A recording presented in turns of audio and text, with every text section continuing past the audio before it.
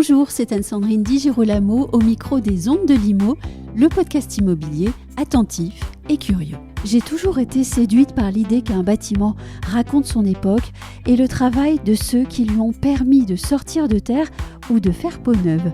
Dans cet épisode, je vous propose de découvrir ensemble Carré Invalides, cet ancien siège du Conseil régional de la région Île-de-France, situé dans le prestigieux 7e arrondissement de Paris, est devenu, à l'été 2024, un centre d'affaires et une résidence sociale pour étudiants. Nous parlerons donc ici de régénération urbaine, de mixité d'usage et de ULS, ou bien usufruit locatif social. Et mes deux invités aujourd'hui sont Ghislaine Séguin, directrice générale déléguée chez Nexity Immobilier d'entreprise, ainsi que Nicolas Debussy, directeur général de Perle, société spécialisée dans l'investissement immobilier en nue propriété. Bonjour Ghislaine Séguin. Bonjour Anne-Sandrine. Bonjour Nicolas Debussy. Bonjour Anne-Sandrine.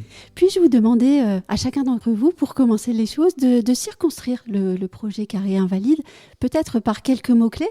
Ça nous permettra de comprendre aussi ce que représente cet immeuble qui est situé, je le rappelle, en plein cœur du 7e arrondissement parisien. Alors, Carré Invalide, pour nous, c'est un exemple type de ce qu'on peut faire en termes de régénération urbaine, puisqu'il s'agit d'un ensemble qui était donc occupé par le Conseil régional, qui a été libéré en 2019, qui a été acquis par un investisseur et sur lequel on a travaillé en ayant vraiment à cœur de retrouver des usages, plusieurs usages. On est vraiment dans la mixité telle qu'on souhaite l'envisager aujourd'hui.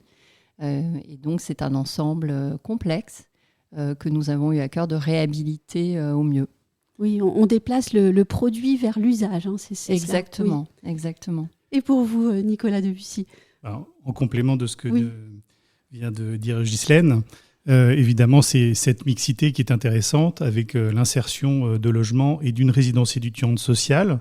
Donc, c'est quand même à mettre en avant, surtout dans un quartier aussi prestigieux avec l'environnement que l'on connaît. Oui, dans un quartier où on a un très très bel immobilier, où parfois on n'a pas assez de logements.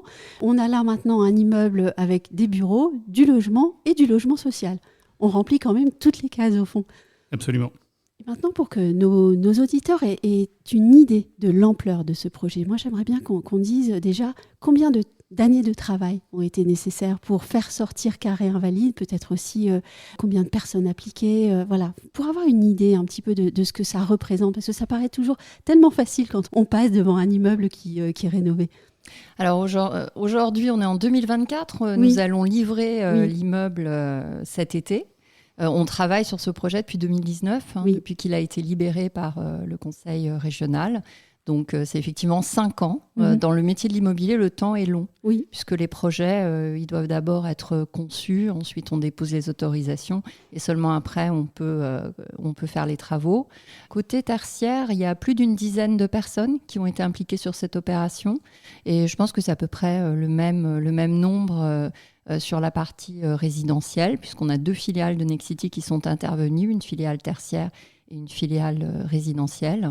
Et donc, c'est vraiment un projet d'envergure qui sollicite de multiples compétences, puisqu'on pense tout de suite à tout ce qui est sur le projet en termes techniques, d'architecture, de suivi, mais il y a aussi tous les juristes, tous les financiers qui viennent travailler sur un projet de ce type. Oui, la conjugaison des compétences, c'est vraiment ça l'immobilier de demain, au fond. C'est ça qui est passionnant dans notre métier. Parce que le métier de l'immobilier, c'est un métier où on a affaire à de multiples compétences, puisqu'on a des aspects juridiques, financiers, techniques, qui sont vraiment à développer, et puis dans toutes sortes de domaines juridiques, par exemple. Donc ça, c'est absolument passionnant. Et puis des points juridiques aussi innovants, par exemple, je pense, et on en reparlera plus tard, mais je pense à ce que vous avez fait chez Perle aussi. Absolument. Du coup, les équipes chez Perle, c'est un peu les mêmes. C'est-à-dire que c'est à la fois du montage, beaucoup de juridique, puisque l'objet de l'ULS, c'est avant tout un cadre juridique. Et puis, comme c'est du résidentiel, il y a aussi du commercial. Et donc, il y a eu aussi une implication de nos équipes commerciales de manière assez forte ces 2 dernières années. Pour ce projet d'envergure, un projet de réhabilitation, personnellement, moi, j'ai été marquée lors de la première édition du CIPCA, par exemple, parce que c'était il y a 3 ans, on nous en parlait déjà. Et des représentants de Nexity me disaient que, notamment, cet immeuble est exemplaire sur le sujet de la décarbonation.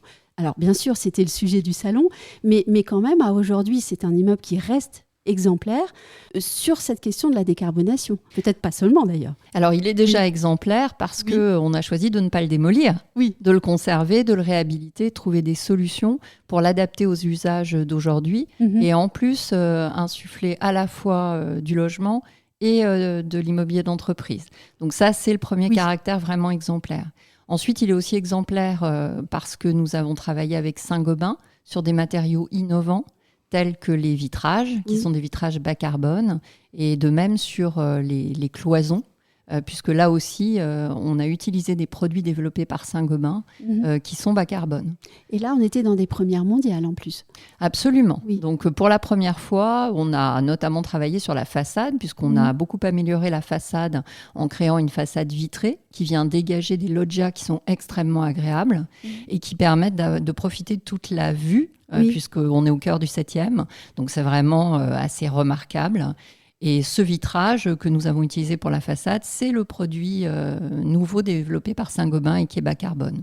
Donc fait notamment à partir de reconstitution de vitrage. Oui, et personnellement, alors quand j'ai participé à la visite de presse, on était encore en chantier, mais j'avais l'impression qu'on allait avoir un immeuble extrêmement lumineux aussi. Et ça, c'est aussi un point intéressant à soulever. Mais il est très lumineux. D'abord, il a un patio intérieur qui a été beaucoup mis en valeur dans le cadre de la réhabilitation, on y a tenu. Et puis, on a éclairé l'immeuble en apportant cette façade qui permet vraiment d'avoir des vitrages toute hauteur. Et quand on est dans cette partie de l'immeuble, on a vraiment l'impression d'être à l'extérieur. Et puis surtout le rooftop, parce que ça, c'est aussi extrêmement agréable, puisque la marketing suite était sur le rooftop. Et quand on faisait des visites pour d'éventuels locataires, c'était une partie de l'immeuble qui était évidemment et qui est toujours extrêmement appréciée. Avec quelle vue ? Avec une vue incroyable sur tout Paris. Alors, autre innovation, en tout cas pour le grand public et ceux qui nous écoutent, il y a aussi l'utilisation d'un double permis de construire. Alors vous dites que non, pour vous, désormais, c'est usuel, mais quand même, tout le monde ne connaît pas cette pratique du double permis de construire. On peut peut-être leur expliquer. C'est un permis de construire unique avec un double usage, donc en partie pour les logements dont Nicolas s'est occupé, et puis en partie pour l'immeuble de bureau. Donc effectivement, on doit bien se coordonner, s'entendre pour mener l'instruction en même temps et puis traiter les aspects d'obtention du permis, puis ensuite effectivement d'obtention de la conformité au moment de la fin des travaux. Donc on traite ça nous apprend, ça nous fait progresser, puisqu'en plus quand on est dans un quartier comme le 7e, il y a forcément beaucoup d'enjeux sur les permis de construire de la part des riverains, de la part du pouvoir politique qui est forcément très en demande. Il veut savoir ce qu'on va apporter au quartier. Donc une complexité qui nous permet d'améliorer nos savoir-faire. Oui, il faut soulever aussi le point suivant, c'est qu'on est dans un quartier où l'histoire est prégnante, donc vous ne faites absolument pas n'importe quoi, mais au surplus, on est à Paris. Oui, bien sûr, on est à Paris. On est à Paris avec les enjeux qu'on connaît sur le PLU bioclimatique qui arrive. Et quand on a monté ce projet, finalement, c'était déjà il y a 5 ans, mais on s'est parfaitement inscrit dans ce que veut la ville aujourd'hui, puisqu'on est sur un projet qui est vraiment une régénération urbaine. On est sur un projet mixte. En plus, on amène, comme l'a dit Nicolas, du logement social. Donc, on a toutes les caractéristiques de ce qu'on souhaite obtenir dans la ville qui sera là demain. Ce qu'on souhaite obtenir, peut-être aussi ce que les nouveaux usagers attendent. Sans peut-être le formuler toujours, mais ils l'attendent. Oui, quand je dis ce qu'on souhaite, finalement, c'est ce que tout le monde souhaite. Oui. De vivre mieux dans des quartiers qui sont au centre de Paris. Oui, et puis pouvoir vivre, travailler sur un même lieu et conjuguer les usages afin que les mètres carrés soient pleinement optimisés aussi. Tout à fait. Et puis, c'est vrai que les étudiants qui vont pouvoir être logés là, je pense qu'ils apprécieront beaucoup leur vie estudiantine à Paris. Alors justement, on va parler des étudiants. Nicolas Debussy, déjà merci de revenir à ce micro juste quelques semaines après un enregistrement que nous avions fait sur l'ingénierie de fin d'usufruit et le débouclage. C'était intéressant de parler de débouclage d'ailleurs. Alors aujourd'hui, on parle de carré invalide. On ne l'a peut-être pas encore assez dit, mais carré invalide, c'est bien un immeuble mixte avec un centre d'affaires, avec du logement. Et donc 112 logements, dont 66 studios en ULS, usufruit locatif social.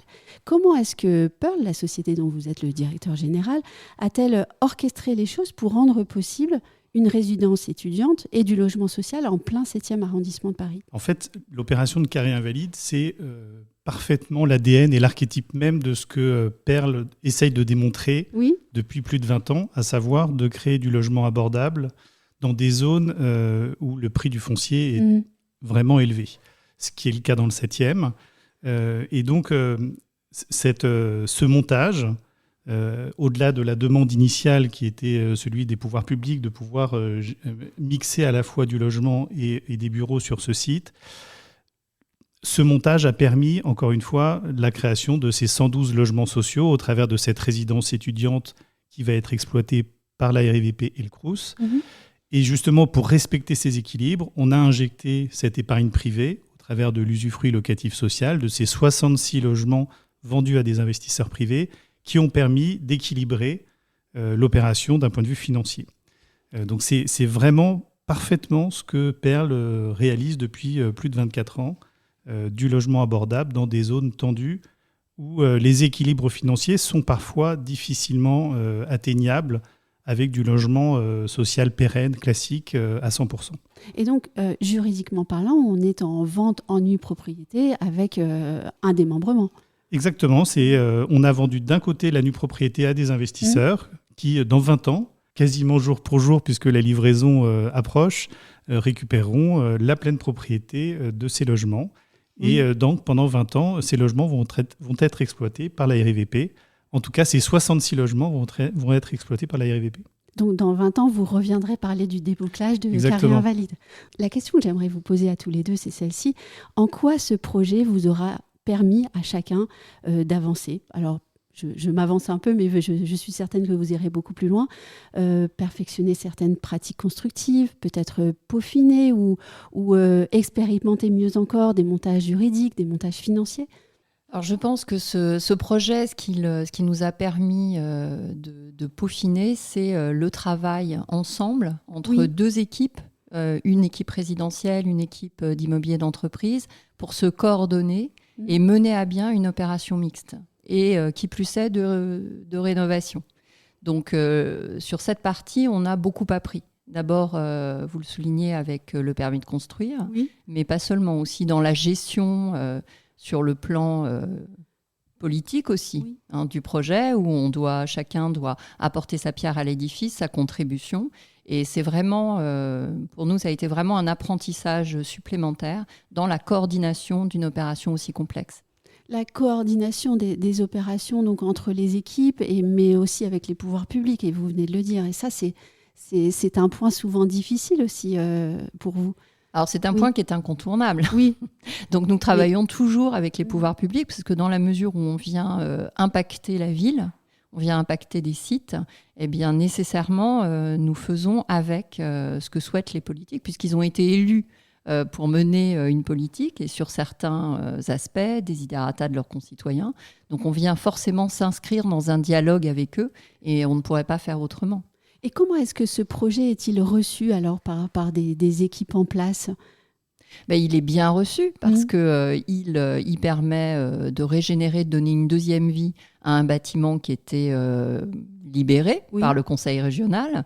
En plus, il ne recrée pas uniquement une activité tertiaire, puisqu'on est venu apporter du logement. Et puis, on vient aussi permettre à des étudiants qui n'auraient peut-être pas eu accès à cette partie de Paris de venir y vivre. Donc, ce projet, il est forcément très bien reçu. En plus, la qualité architecturale qu'on a beaucoup travaillé fait que c'est aussi quelque chose d'appréciable pour les riverains et pour les élus. de pouvoir voir ce projet terminé, qui apporte vraiment une beauté supplémentaire à ce quartier. On parlait tout à l'heure d'exemplarité. Au fond, c'est un modèle qu'on aimerait voir se reproduire. C'est un modèle qu'on aimerait voir se reproduire et qu'on continuera à reproduire. Et pour vous, Nicolas Debussy? Pour rebondir un peu sur ce que disait Ghislaine, en effet, c'est aussi la chance d'être dans un groupe qui permet justement l'association de ces différents savoir-faire et la capacité à faire en sorte que ces équipes puissent travailler ensemble et créer de l'intelligence avec des montages très différents. Donc ça, c'est une vraie force, et c'est une force qu'on délivre à l'ensemble de la collectivité et que l'on propose, que ce soit aux collectivités, aux élus, mais aussi aux propriétaires fonciers qui souhaitent peut-être arbitrer leur patrimoine. Donc oui, on espère pouvoir rebondir et reproduire ce type d'opération, encore une fois dans un cadre historique, mais avec un environnement assez exceptionnel. On ne l'a peut-être pas encore assez dit, mais on est quand même sur un immeuble avec des vues sur le Dôme des Invalides, la Tour Eiffel, mais aussi la Pagode qui vient d'être rénovée. Donc on est vraiment un endroit cœur de Paris. Et se confronter aux contraintes des autres métiers, c'est toujours extrêmement formateur également. Je pense qu'on apprend tous des connaissances des uns et des autres. On apprend tous des contraintes des uns et des autres aussi. Oui, on est obligé de faire nôtre, et ça, c'est un excellent exercice. Oui. C'est ça l'immobilier de demain, au fond. Oui. Ou peut-être d'aujourd'hui déjà. Oui. C'est déjà notre aujourd'hui, c'est déjà ce qu'on fait tous les jours, puisqu'on je crois qu'on avait déjà parlé d'un projet à Lyon qu'on réalise, où on a à la fois du logement et de l'enseignement supérieur. Donc ce sont vraiment des compétences qu'on met en œuvre, qui nécessitent un état d'esprit très collaboratif pour pouvoir justement dépasser nos différences et trouver un moyen d'agir ensemble. Et c'est vrai que c'est une richesse chez Nexity qu'on cultive. C'est passionnant aussi finalement de vivre une période de transformation telle qu'elle est.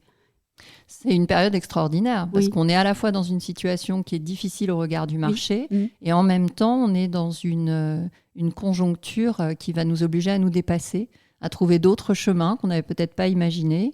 Donc c'est absolument extraordinaire, je pense, de vivre ce moment dans l'immobilier. Mais oui, qui aurait imaginé il y a 20 ans ou 25 ans voir une résidence étudiante mise en plein cœur de bureaux et en plein cœur du 7e arrondissement au fond? Oui, c'est sûr. Je pense C'était peut-être déjà le rêve un peu de Perle. Oui. Ah, pardon. C'est vrai. Un grand merci à tous les deux d'être venus partager avec moi ce joli projet. Et puis je suis persuadée qu'on aura encore énormément de projets à évoquer, puisque l'histoire d'un projet, c'est quand même toujours passionnant à partager. Merci Anne-Sandrine. Merci beaucoup.